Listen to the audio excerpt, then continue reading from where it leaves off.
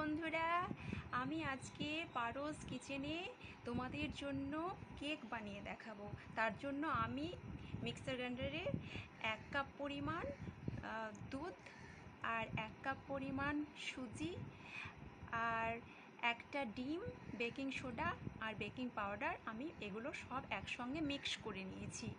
এরপর আমি যেটা করব, এরপর আমি এইরকম একটা পাত্রের মধ্যে নিয়ে এইভাবে আমি মানে যে মিশ্রণটা সেটাকে আমি দিয়ে দিলাম। এবার আমার পালা হচ্ছে এটাকে বেক করা।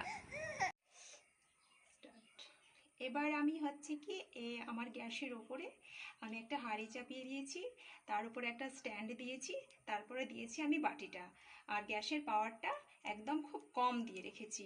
এবার আমি এটাকে আধা ঘন্টা পর ফিরে এসে দেখব। তো বন্ধুরা, আমি যেটা বলেছিলাম যে আমি আধা ঘন্টা পর এসে আমি তোমাদের কেকটাকে দেখাবো। সেটা হচ্ছে এই রকম হয়েছে, মানে এইরকম ফুলে ফুলে উঠেছে। এবার এটাকে আমি 15 মিনিট পরে ঠান্ডা করে এটাকে আমি কেটে দেখাবো। আর একটা কথা বলি, যেটা মানে আমি যে মিশ্রণটা দিয়েছিলাম তার মধ্যে আমি যে সুগার অ্যাড করেছিলাম সেটা আমি স্কিপ করে দিয়েছিলাম, তো সেটা বন্ধুরা আমি বলে দিলাম, ঠিক আছে? এবার হচ্ছে এটা ঠান্ডা করার পরেই আমি তোমাদের কেটে দেখাবো। এটাকে আমি ঠান্ডা করতে দিয়েছি, ঠান্ডা করার পরে এটাকে আমি এবার কাটবো, কেটে দেখাবো। আমি এটাকে ঠান্ডা করার পরে আমি তোমাদের কেটে দেখাচ্ছি।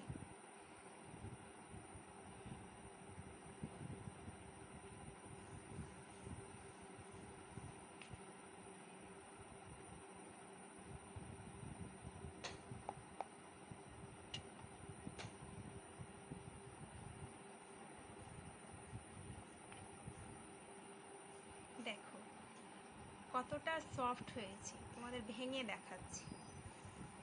এই দেখো কতটা সফট হয়েছে, দেখো।